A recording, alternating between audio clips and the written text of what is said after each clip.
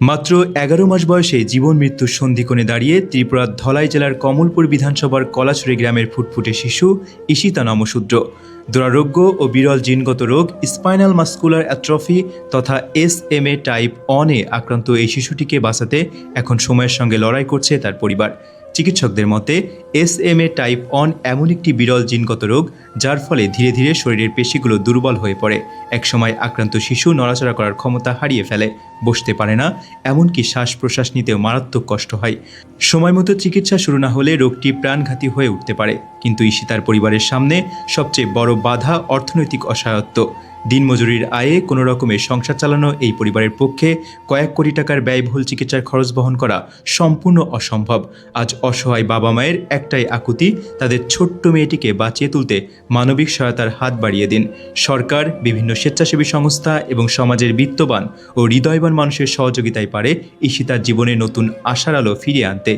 একটি শিশুর হাসি, বেঁচে থাকা সবকিছুই আজ নির্ভর করছে মানুষের সহমর্মিতা ও সহযোগিতার উপর। নমস্কার, আমি ঈশিতার মা।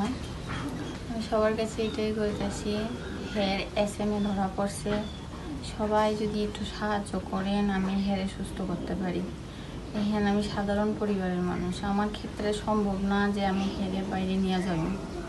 আপনারা যদি সবাই মিলে আমার একটু সাহায্য করেন, আজকে আমার মেয়েটারে সুস্থ করতে পারি। আপনার কাছে চাওয়ার আমার কিচ্ছু নাই, আপনার কাছে শুধু এটাই চাই যে আমার মেয়েরে আপনারা সবাই মিলে একটু সাহায্য করে সুস্থ করে দেন। আপনার কাছে আমার এটাই চাওয়ার। ডাক্তার কি কইতেছেন? ডাক্তার মানে হেরে যখন এখানে নিয়ে আইছি তখন তো আমরা জানতাম না হের যে মানে এই রোগটা। অপারেশনের সময় এখানে নিয়ে আইছিলাম, হেরে রেফার করছিল, এখানে নিয়ে আইছি। তো যখন এখানে নিয়ে আইছি মানে হেরে হাঁপানিয়াতে রাখছে না, হেরে আগরতলা জিপিতে রেফার করছে। এখানে আসার পরে ডাক্তার কইছে যে হের কন্ডিশন খুব খারাপ, মানে বাঁচবো কি বাঁচতো না এটারই কোনো গ্যারেন্টি নেই। তারপরে যদিও মানে মোটামুটি হের সুস্থ হয়েছে, হওয়ার পরে হের অপারেশনের লেগে প্রস্তুতি নেওয়া হইতেছিল। তখন হের অনেকগুলো টেস্ট করানো হয়েছে, যার মধ্যে একটা টেস্ট বাইরের থেকে করাই আনা হয়েছে। এটার মধ্যে ধরা পড়ছে মানে হের SMA। তো SMA যখন ধরা পড়ছে রিপোর্টটা 1 মাস পরে আইছে। সে মানে অপারেশনের পরে হে একটু সুস্থ হয়েছে, তখন ডাক্তার ছুটি দিছে। অন্য রাত থেকে হের ইনফেকশন হয়ে যেতেছিল।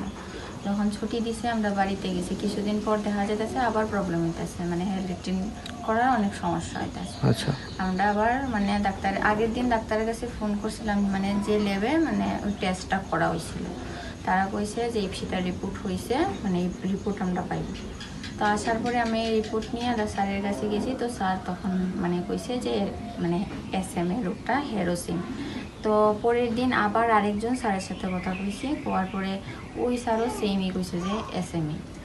তারপরে স্যারে আমারে কইছে যে দেখেন মানে এখানে তো এটার কোনো চিকিৎসা নেই, এটার একটাই ইঞ্জেকশন আছে যেটা প্রচুর টাকা, এটা এখানে মানে হইতো না, তুমি বাইরে নিয়ে যেতে লাগো। তুমি যদি টাকা জোগাড় করতে পারো তাহলে আমারে জানাইও, যে আমি রেফারেল লেটার বানাইয়া দিব, তাহলে তুমি নিয়ে যেতে পারবে। কত টাকা লাগবে কি কিছু? এমনিতে স্যার আমারে যে সেদিন মানে ওই মানে যে ইঞ্জেকশনটার কথা কইছে তাই না, আমারে কইছে যে এটার প্রচুর টাকা, মানে কোটি টাকার মতো। তারা আমার এরকমভাবে বুঝাইয়া কইছিল যে মানে 18 কোটি টাকা যেটা এটাই। তখন আমি স্যারকে কইছি যে এত টাকা তো আমার পক্ষে জোগাড় করা সম্ভব না, অন্য কোনো অপশান আসেনি। তো তারা আমারে কইছে যে না, এটার একটাই এই মেডিসিনটাই দিতে লাগবে যেটার প্রচুর টাকার দাম, এটা তুমি এখানে পাইতে না, এটা বাইরে নিয়েই দিতে লাগবো। তো আমি তখন যখন স্যার কইছে, আমি কোয়ার পরে স্যার আমারে কইছে দেখেন তুমি বাড়িতে যাও, সবার সাথে মানে বুঝে ছেড়ে দেখো, কারণ এটা 1-2 টাকার বিষয় না, অনেকটা টাকা। মানে স্যার তারা প্রায়ই জানে আমার সিচুয়েশানটা কি। আমি 2 মাস হসপিটাল ঈশিতারে নিয়ে আসছিলাম, মানে তারা দেখতে দেখতে তারা প্রায় আমার অবস্থাটা তারা জানা হয়ে গেছে। তো তখন মানে স্যার আমারে কইছে যে তুমি বাড়িতে যাও, গিয়ে সবার সাথে কথা কও, বুঝে সেটা তারপরে যে আর স্টেপ নিবার না। তো বাড়িতে আইয়া যখন কথা কইছি, করার পরে তো সুস্থ তো করতে লাগবো, মানে যেভাবেই হোক হেরে তো আমি সুস্থ করতে লাগবো, কারণ আমি তো হেরে করে নিয়ে বয়ে থাকলে হইতো না। তো আমার ক্ষেত্রে তো সম্ভব না, যার কারণে আমি সবার কাছে সাহায্য চাইতেছি। আমি সব বাইরে একটাই কথা কই যে কেউ এমনিতে আমার কিচ্ছু করতে লাগতো না, তোমরা শুধু আমার পাশে দাঁড়াও যাতে আমি আমার মেয়েটারে সুস্থ করতে পারি। আপনাদের কাছে আমার এটাই জোর হাত, আপনারা একটু আমার পাশে দাঁড়ান যাতে আমি ঈশিতারে সুস্থ করতে পারি। আমি যাতে হেরে নিয়ে বাইরে যেতে পারি, আমিও হেরে সুস্থ করে আবার এখানে নিয়ে আইতে পারি।